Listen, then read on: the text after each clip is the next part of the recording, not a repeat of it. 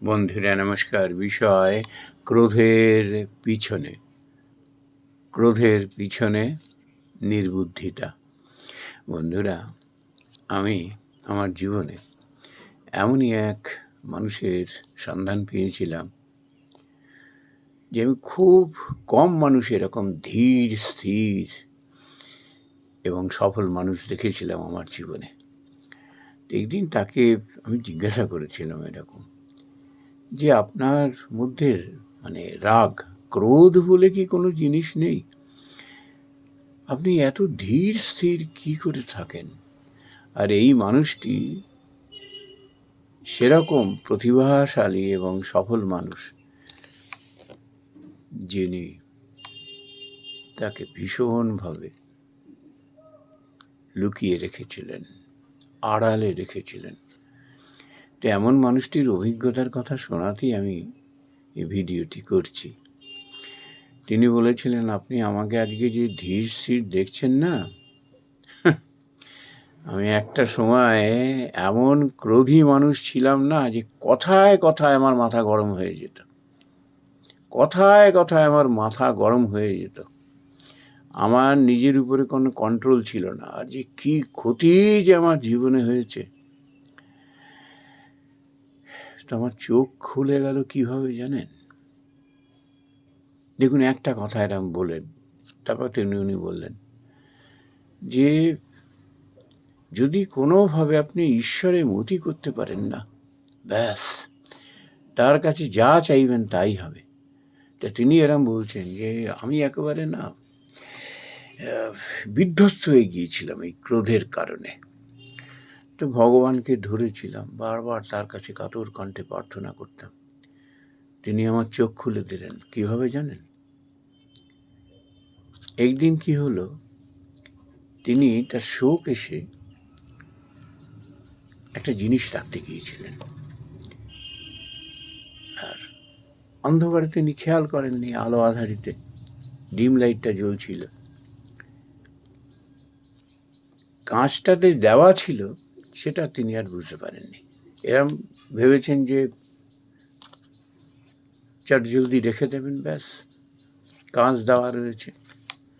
হাত থেকে সেই জিনিসটি পড়ে, মূল্যবান জিনিসটি পড়ে ভেঙে গেল। তিনি সজোরে এক ঘুষি বসিয়ে দিয়েছিলেন ওই কাঁচের উপরে, কাঁচটা ভেঙে চৌচির। আরেকটি ঘটনা তিনি বললেন,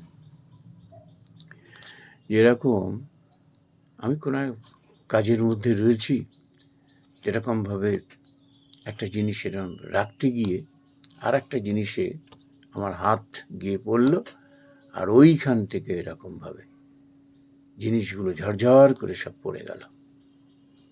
খেয়াল করিনি কোন দিকে হাত রাখছি। আমি টেনে একেবারে সব জিনিসগুলোকে টেনে হিচে সব বাইরে ফেলে দিলাম। উনি বললেন, এরকম আমার ক্রোধ ছিল জানেন। তা আমি বললাম যে তারপরে এরকমভাবে নিজেকে নিয়ন্ত্রণ কি করে করলেন? হলো ওই যে ভগবানকে ধরেছিলাম, তিনি যেন অন্তর্যামী হয়ে আমায় বলে দিলেন, আচ্ছা তুই যে এই জিনিসগুলো টেনে হিঁচড়ে ফেলে দিলি, তাদের উপরে রাগ দেখালি, ক্রোধ দেখালি, ভেঙে চুরে একেবারে শেষ করে দিলি সব, এগুলো তো হলো অচেতন পদার্থ, এদের কি দোষ আছে? দোষ তো তোর হাতটা গিয়ে এরকমভাবে পড়েছে। হাতটা কোথায় রাখছিস, কখন রাখছিস, কিভাবে রাখছিস, একটু খেয়াল করিস নি। আর সত্যি কি তোর হাতের দোষ? মূল অপরাধীটি কে? কালপ্রিটটি কে? তোর মন এদিক ওদিক ঘুরে বেড়াচ্ছে, দৌড়াচ্ছে, তোকে নিয়ে খেলছে, লুকোচুরি খেলছে।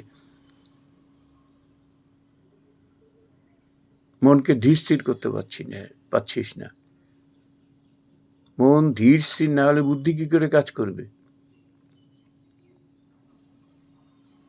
বুদ্ধিটা ওরা একটা শক্ত লাগাম, ওটি দিয়ে মনকে ধরতে হয়। তুমি শত ব্যস্ত থাকো আর যেরকম পরিস্থিতিতেই থাকো না কেন, বুদ্ধি সবসময় বলতে থাকে এরকম লাগাম টেনে, মন স্থির করো, মন স্থির করো। এই যত মানুষ ক্রোধের বশে যা কিছু অন্যায় অপরাধ করে ফেলে, এই ক্রোধের বশে যেহেতু মনটা অস্থির ছিল, চঞ্চল ছিল, যদি মারতে হয়, কাকে মারবে তুমি? মনটাকে মারো, মনটাকে মারো সজোরে। হ্যাঁ, তুই এদিক ওদিক যাচ্ছিস কেন? আজকে আমার এত বড় ক্ষতি হয়ে গেল। কি দিয়ে মারবে মনকে? তুমি মনকে ঘুষি মারতে পারবে না? মনকে তুমি থাপ্পড় কষাতে পারবে না? মনকে তুমি লাথি মারতে পারবে? বুদ্ধির লাগাম দিয়ে তাকে শক্ত করে ধরো, তাহলে দেখবে মন তোমার সঙ্গে লুকোচুরি করবে না, তোমার ক্ষতি করবে না। শুধু শুধু কেন এই অচেতন পদার্থগুলোর উপরে রাগ করো? কোষে ধরো না লাগাম দিয়ে, বুদ্ধির লাগাম দিয়ে কোষে মনটাকে ধরো না, দেখবে তখন এদিক ওদিক হবে না, মন স্থির হবে। স্থির মনে তোমার ভুল হবেই না কখনো।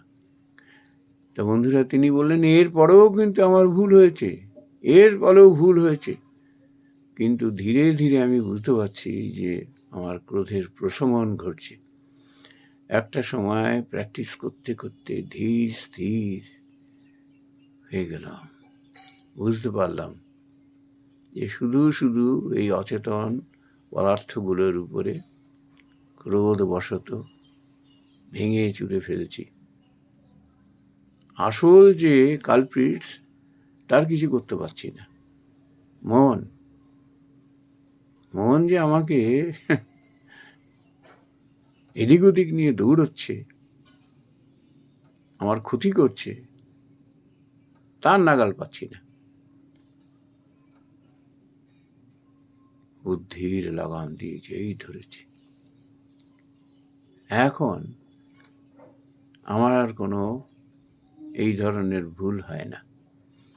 কোথায় হাত রাখছি, কার সঙ্গে কিভাবে কথা বলছি, কোথায় পা রাখছি, শত ব্যস্ততার মধ্যেও ঠিক মন ধীর স্থির থাকে আর আমাকে সতর্ক করে দেয়। বন্ধুরা,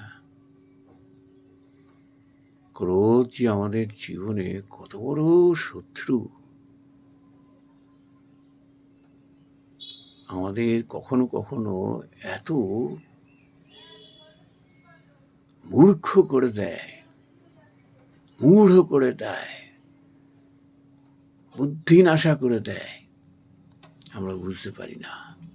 ক্রোধবশত এমন হিংসাত্মক কাজ করে ফেলি, ধ্বংসাত্মক কাজ করে ফেলি। পরে মন ধীর স্থির যখন হয়ে যায় না, পারিপার্শ্বিক অবস্থার পরিপ্রেক্ষিতে, তখন বোঝা যায়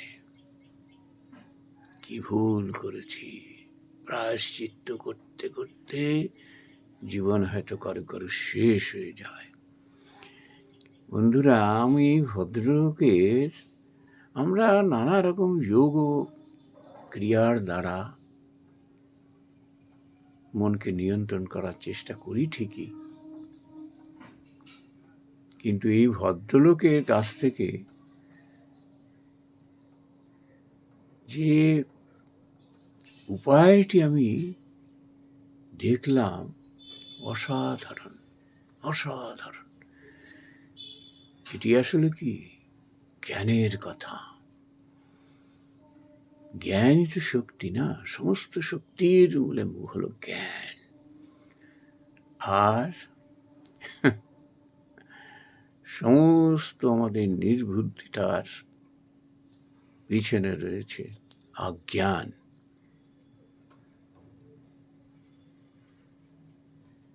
কি করে হয় এটি? যখন মন লাগামের মধ্যে থাকে না, বুদ্ধির লাগামের মধ্যে থাকে না। এই জন্য যে ক্রোধকে সংবরণ করতে পেরেছেন, তিনি যেমনই একজন সফল মানুষ, তেমনি তিনি চিরকাল শান্তি তার মধ্যে বজায় রাখতে পারেন। নমস্কার বন্ধুরা।